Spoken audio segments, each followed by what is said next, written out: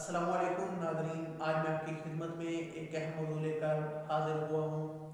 امیر المومنین حضرت علی علیہ السلام کا کلام، جسے لوگ نہج البلاغہ کے نام سے جانتے ہیں، سید رضی جو اپنے زمانے کے جلیل عالم دین تھے، انہوں نے اس کتاب کو 3 ہجری میں جمع کیا۔ اس کتاب کو جمع کرتے وقت سید رضی نے مولا کے خطبات، مولا کے مکتوبات اور مولا کے کلمات کو درج کیا، اور وہ کلمات اور وہ خطبات اور وہ مکتوبات لکھے جن کی سند موجود تھی اور مصدقہ تھے۔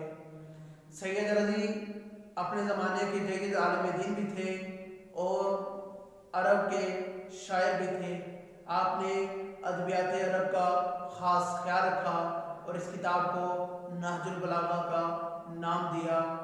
مصر کے سابقہ مفتی شیخ عبدہ نے لکھا کہ نہج البلاغہ کا مطالعہ کرنے کے بعد جو نام سید رضی نے رکھا، کسی اور کی جرت نہیں کہ اس کا کوئی دوسرا نام رکھ سکے، یعنی یہ اس کا نام خود نہج البلاغہ کا تعارف کرواتا ہے۔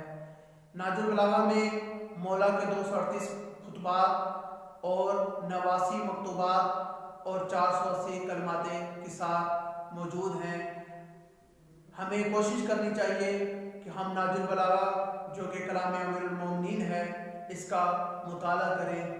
اس کی بہت ساری شروحات لکھی گئیں، ہر زبان میں لکھی گئیں، اور لوگوں نے اس بات کا اقرار کیا کہ اللہ کی کلام سے کم اور مخلوق کی کلام سے بالاتر ہے، یعنی کسی بندے کا کام نہیں کہ وہ ایسی فصیح و بلیغ کتاب کو تالیف کرے۔ اللہ تعالیٰ سے دعا ہے کہ اللہ تعالیٰ ہمیں نہج البلاغہ پر عمل کرنے کی توفیق عطا فرمائے۔